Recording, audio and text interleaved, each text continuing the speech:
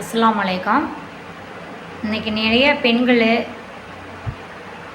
கணவனால் ரொம்ப கொடுமையான வாழ்க்கை வாழ்ந்துட்டுருக்காங்க. தயவுசெய்து அதை பாருங்கள். ஏன்னு கேட்டால், புருஷன்மாரில் குடிச்சிட்டு வந்து இன்றைக்கி ரொம்ப கஷ்டப்படுத்துகிறாங்க. குழந்தைங்கள்லாம் இன்றைக்கி குழந்தைங்க ஏஜ் அட்டன் பண்ணிடுச்சு. இன்றைக்கி அவங்க ரொம்ப கஷ்டப்படுறாங்க. சரிங்களா? அது நீங்கள் அந்த குடும்பத்துக்காக நீங்கள் அல்லாட்ட நீங்கள் தயவுசெய்து துவா செய்யுங்க. அந்த தவறான வழியில் ஆண்கள் போகக்கூடாது. ஒன்றாச்சுங்களா? ஆண்களுக்கு மனைவிமார்கள் கஷ்டப்பட தெரியாது, குழந்தைங்களோட கஷ்டம் தெரியாது. அவங்களோட சந்தோஷம் மட்டும் எதிர்பார்த்து அவங்க நோக்கி போயிட்டுருக்காங்க. அது ரொம்ப தவறு. சரிங்களா? கல்யாணம் பண்ணி குழந்தை பெற்று குழந்தைங்கள்லாம் ஏஜ் அட்டன் பண்ண வரலி அசால்ட்டாக விட்டுறாங்க. அதுக்கப்புறம் அவங்களுடைய சந்தோஷத்தோடு அவங்க வெளியே போயிடுறாங்க. இதெல்லாம் கண்டித்து கேட்டால் என்ன செய்கிறாங்க?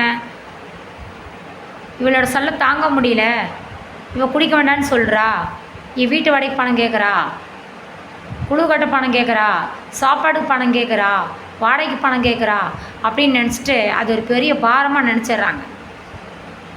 புருஷ மனையில் சண்டை அதனால தான். புருஷனுக்கு பணம் கேட்காம வேறு யார்கிட்ட கேட்பாங்க? நீங்களே சொல்லுங்கள்.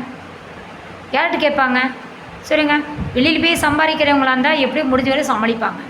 வீட்டுக்குள்ள ஒரு பெண்களை என்ன பண்ணுவாங்க? ரொம்ப தப்பு இல்லையா? இன்றைக்கி ஒரு குடும்பத்தில் குழந்தைகளை பார்க்குறதுக்கு வக்கு இல்லாமல் பொண்டாட்டியில் இப்போ சந்தோஷமாக வச்சுக்க வக்கு இல்லாதவங்க இன்றைக்கி குடும்பத்தை விட்டே பிரிஞ்சு போய் இன்றைக்கி 5 வருஷம் ஆகுதுங்க. 5 வருஷம் ஆகுதுங்க. இன்றைக்கி அவங்க நிலைமை நீங்கள் நினச்சி பாருங்கள். அந்த 5 வருஷத்தில் அந்த குழந்தையில பொன் குழந்தையில வச்சுட்டு அந்த அம்மா எவ்வளோ கஷ்டப்பட்டுருப்பாங்க நினச்சி பாருங்கள். அவங்க எவ்வளோ வீட்டு வேலைக்கு போயிட்டு அவங்க அவங்களால முடிஞ்ச சொந்த தொழில் 1000, 500, 2000ன்னு சொல்லி கடனுடனே வாங்கி ஒரு சொந்தமாக ஒரு வீட்டில் உட்காந்து எதுன்னு பண்ணினாங்கன்னா மட்டும்தான் அந்த குழந்தைய காப்பாற்ற முடியும். இன்றைக்கி அவங்களுக்குன்னு உதவி செய்ய யாரும் இல்லை. சொந்த பந்தம் இருக்காங்க, இருந்து வேஸ்ட்டு. சொந்தக்காரர் எப்படி தெரியுங்களா? ஒரு ஃபோன் கூட பண்ண மாட்டாங்க. அது ஏன்னு தெரியுமா? நம்ம வீட்டுக்கு சாப்பாடுக்கு வந்துடுவாங்க, நம்மளும் 2 நாள் தங்கிக்குவாங்கன்னு நினச்சி சந்தோஷமாக ஒரு ஃபோன் கூட பண்ணி மொக்கப்பத்தா பேச மாட்டாங்க. சொந்த பந்தம் அப்படி தான் இருக்காங்க இப்போல்லாம். புரியுதுங்களா? அதே மாதிரி புருஷன் சொந்தத்தில் அதை விட மோசம். எங்கே நம்ம தம்பி குடிகாரன் ஆகிட்டான், எங்கே அவன் பொண்டாட்டி பிள்ளை கூட்டி நம்ம வீட்டுக்கு வந்துடுவாளான்னு சொல்லி அவங்க ஃபோனும் பண்ணுறதில்ல, அவங்க நம்பரை பிளாக் பண்ணி வச்சுறாங்க. புருஷன் சொந்தம் அந்த மாதிரி தான் இருக்குது, நம்ம சொந்தம் அப்படி தான் இருக்குது. ஆனால் ஒரு சிலர் நம்மளுக்கு யாரும் கொடுக்கலேன்னு அழுதுட்டு கொடுமையில் உட்காந்துடுறாங்க வீட்டுக்கு. முன்னைக்கே அவங்க வீட்டுக்கு போயிடுறாங்க.